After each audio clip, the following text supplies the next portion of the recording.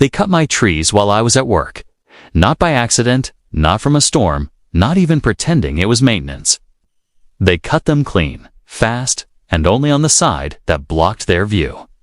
And by the time I got home, the only thing left standing was the part that didn't matter to them. That was the moment I realized something. This wasn't about landscaping. This was about control.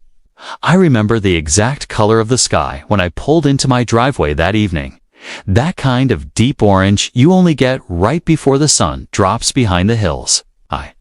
It should have been peaceful, one of those quiet moments where the world feels still, but instead, something felt off. Like the air was too open, too exposed, like someone had taken a wall away without asking.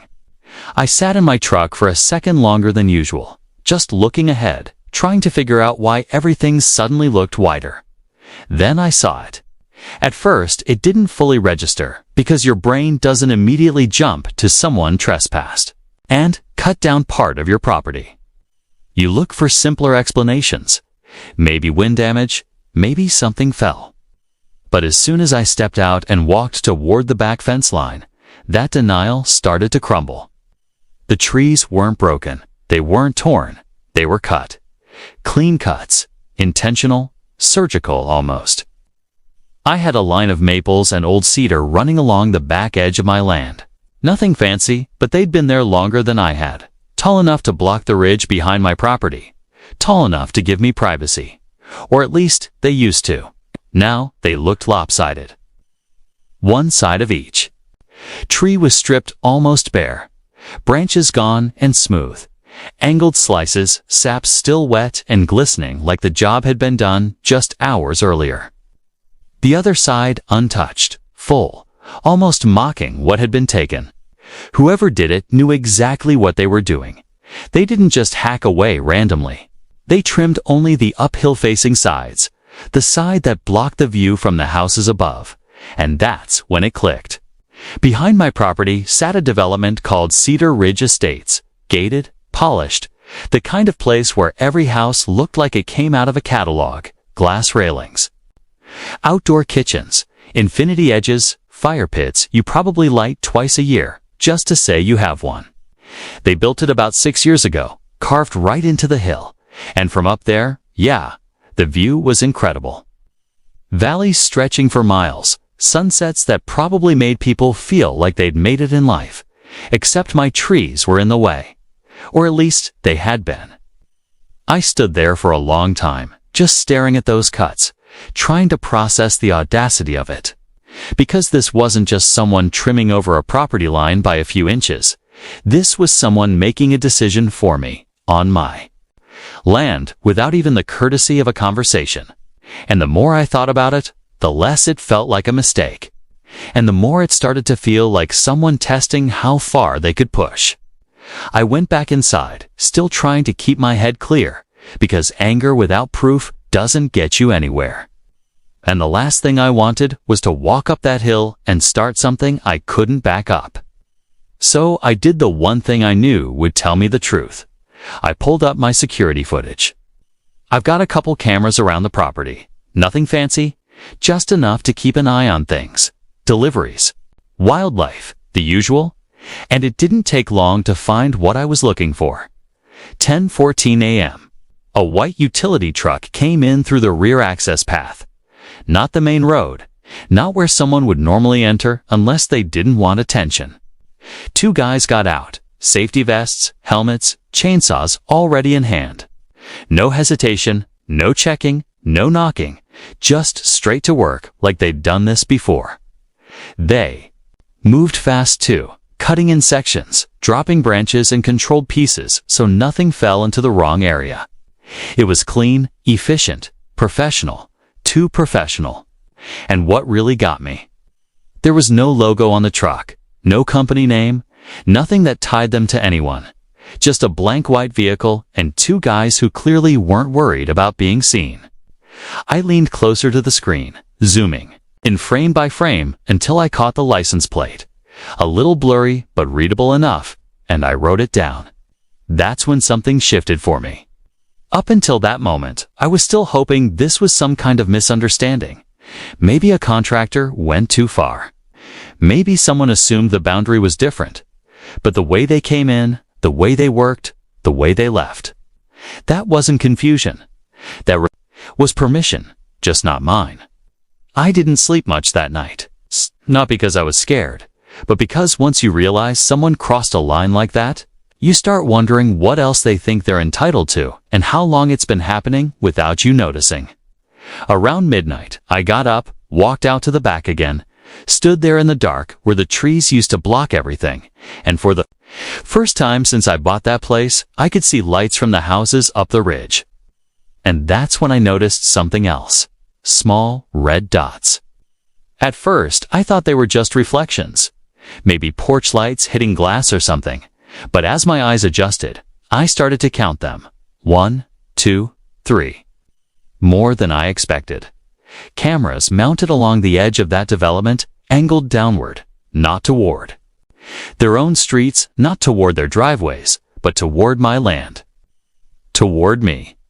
I stood there a little longer, just letting that sink in, and I remember thinking, real quiet to myself, all right, so that's what this is. It wasn't just about a view, it was about visibility. And suddenly, this wasn't a neighbor issue anymore. This was something else entirely. The next morning, I grabbed the plate number, got in my truck, and drove up to Cedar Ridge Estates. And that's where things really started to get interesting. The gate at Cedar Ridge Estates wasn't subtle. Tall stone pillars, polished metal, cameras tucked into every corner like they were guarding something important, or maybe just expensive. I pulled up, hit the call button, and waited, watching my own reflection in that little black lens while a voice came through, calm, practiced, the kind of voice that's used to filtering people out. I told them my name, said I needed to speak with whoever handled the HOA, kept it simple, didn't mention the trees, didn't mention the cameras, not yet. There was a pause, a soft click, and then the gate slid open like I belonged there. Which, in a way, I guess I did, just not in the way they expected. Driving up that hill, you could feel the difference immediately. Everything was curated, controlled. Every lawn trimmed to the same height. Every driveway spotless, like someone had decided what perfection looked like, and everyone agreed to follow it. And the higher I went, the clearer the valley became, wide, uninterrupted. Except I knew exactly what had been removed to make it that way. They had taken my trees. Out of the equation, the HOA office sat near the top, glass front, clean lines, a row of framed sunset photos inside, like they were selling the view as much as they were managing it. I parked, walked in, and was greeted by a woman who smiled just a little too quickly, like she already knew why I was there. Or maybe she just smiled like that at everyone. Either way, it didn't reach her eyes. "Can I help you?" "Yeah," I said, keeping my tone even. "I'm looking for whoever oversees property boundary issues." There was a flicker there, small but noticeable. One moment, I sat down, took a look around, noticed the details brochures about community standards, a display about preserving property value, phrases like harmony and shared vision printed in soft fonts, and for a second, I almost laughed because there was nothing harmonious about what I had walked into the night before. About 10 minutes later, a man stepped out from the back office, mid-50s, clean-cut, confident in that quiet way. That comes from being used to authority without having to raise your voice. He introduced himself as Marcus Gallagher, president of the HOA, extended his hand like we were about to have a friendly conversation. I shook it. "We sat, so," he said, folding his hands neatly on the desk. "What seems to be the concern?" I watched him for a second, just long enough to make it clear I wasn't here to dance around it. "Yesterday morning," I said, "someone came onto my property and cut a significant portion of my trees. Clean cuts. Professional work, only on the side facing this development." He didn't interrupt, didn't react, just nodded slightly, like he was listening to a weather report. "And I'm trying to understand," I continued, "whether that was authorized by this association." A pause. Then he leaned back. exhaled, softly, and gave me a look that was almost sympathetic. Almost. We've had some discussions recently, he said, regarding shared growth along the property line. I shook my head before he could go further. They're not shared. Another pause, this one tighter. Our understanding, he said, carefully, is that certain vegetation was encroaching in a way that affected multiple homeowners' views. I let that sit for a second, then leaned forward, just enough. That's not my problem. That's when the tone shifted. Not dramatically, but enough. He clasped his hands together again, this time a little firmer. We're willing, he said, to compensate you for any trimming that may have occurred beyond what's considered reasonable. I almost smiled at that, not because it was funny, but because it told me everything I needed to know. This wasn't a mistake they were trying to fix. This was a situation they thought they could settle. Let me ask you something, I said, keeping my voice level. How long do you think it takes to grow privacy? He didn't answer, just held my gaze.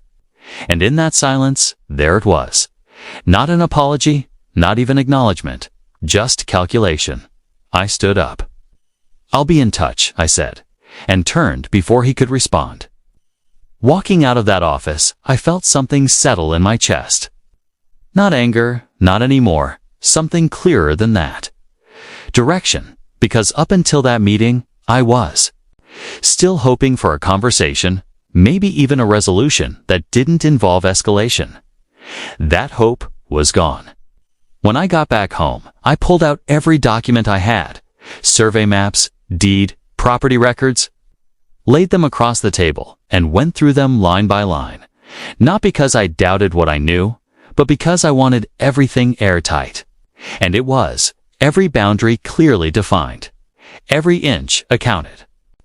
4. There was no gray area here, which meant what they did wasn't just disrespectful, it was illegal. But the trees, as frustrating as that was, they weren't the part that stayed with me, it was those cameras. So I went back outside, this time in broad daylight, walked the entire boundary line slowly, deliberately, and looked up. Really looked. There were more than I'd noticed the night before, mounted on poles attached to corners of houses, some angled just enough to avoid being obvious. But once you saw it, you couldn't unsee it. Every single one pointed downhill, toward my land, toward my house. One of them, I swear, had a direct line toward my bedroom windows. I stood there, hands on my hips, just taking it in, and I remember thinking, this isn't oversight. This isn't poor planning. This is intentional. And suddenly, everything lined up. The trees weren't just blocking a view, they were blocking sight lines. I walked back inside, grabbed my phone, and made 3 calls. First, a surveyor. Someone recommended by a guy I trust, not cheap, not fast, but precise. Second, a lawyer, real estate, property disputes, the kind of person who doesn't get emotional, just effective. Third, the contractor. That part, I didn't overthink. By the end of that day, things were already in motion. Saturday morning, the surveyor showed up. Older guy, quiet, didn't waste words, just got to work like he'd done this 1,000 times, measured everything twice, checked angles, cross-referenced maps, and by Sunday afternoon, bright orange stakes started going into the ground along my property line, one after another, clear, visible, impossible to ignore. I didn't have to say anything. Those stakes said it for me. Monday morning, my lawyer sent out certified letters, formal notice of trespass, property damage, and potential invasion of privacy, carefully worded, no threats, just facts, the kind that make people realize they might have stepped further than they intended. And Tuesday was when the contractors arrived. 2 trucks, early, efficient materials already prepped, no delays. Like they knew exactly what they were there to build. I walked out, coffee in hand, and one of the guys gave me a quick nod. Fence going right along these markers? He asked. I looked at the line of orange stakes stretching across the back of my property. Then up at the ridge beyond them, at the houses, the glass balconies, the cameras that hadn't moved yet. Exactly along that line, I said. He nodded. Got it. And just like that, we started building something they couldn't ignore. They started early, like before the sun had fully burned off that thin layer of morning fog that hangs low over the valley, the kind of quiet where every sound carries just a little farther than usual. You could hear the metal before you saw it, the clank of panels being unloaded, the hum of equipment warming up, steady, deliberate, no rush, no hesitation, just a job getting done. I stood there with my coffee, leaning against the side of the truck, watching it come together piece by piece. And I'll be honest, there was a part of me that wondered if this was going too far. Not legally, not logically, but socially. Because once you build something like that, you're not just solving a problem, you're making a statement. And statements, they echo. The first post went in just after 7:30. Deep, solid, permanent. Then another. And another. Until the line started to take shape, stretching across the back of my property like a boundary that had always been there. Just invisible until now. The panels followed. Thick steel. Matte finish.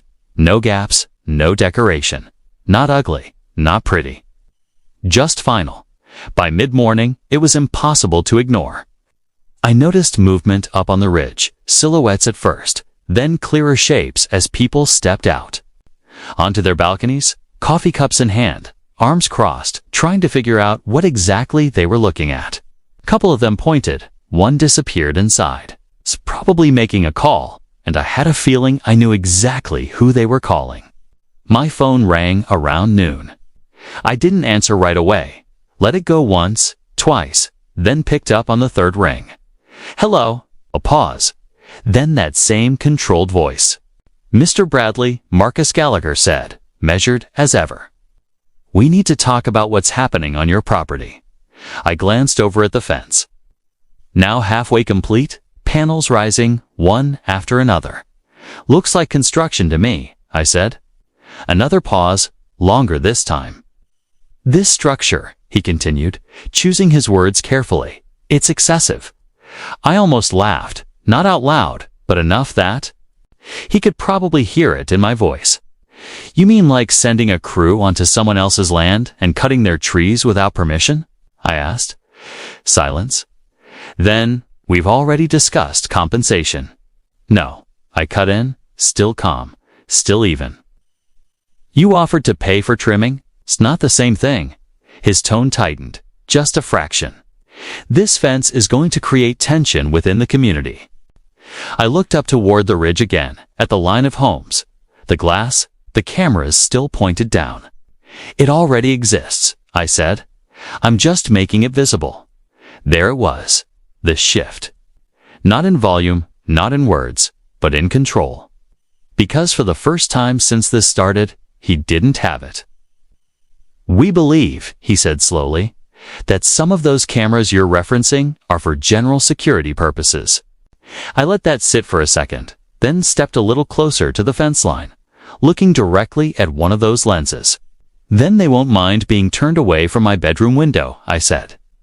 That landed, you could feel it through the silence. We'll review the positioning, he replied. Good, I said. I'll continue building. And that was the end of that call. By late afternoon, the fence was complete. 8 feet tall, solid from end to end. No breaks, no angles left open, just a clean, uninterrupted wall of steel that did exactly what it was supposed to do. It blocked everything. The view, the cameras, the casual glances from people who thought distance gave them permission. For the first time since I bought that place, I couldn't see the ridge. And more importantly, they couldn't see me. That night felt different, quieter. Not because the world had changed, but because I had taken something back that I didn't realize had been slipping away. I sat out back for a while, just listening. No distant chatter. No flicker of movement from above. Just whined through what was left of the trees and the low hum of the fence cooling in the night air. It should have felt like victory, but it didn't, not entirely. Because the truth is, walls don't just keep things out. They change what's inside, too. Wednesday morning, something unexpected happened. A truck pulled up, not sneaking in through the back this time, not unmarked, clearly labeled company logo on the side. Crew in uniform. They stopped at the edge of the property, and one of the guys walked up to the front door and knocked. I opened it. Morning, he said, holding out a clipboard.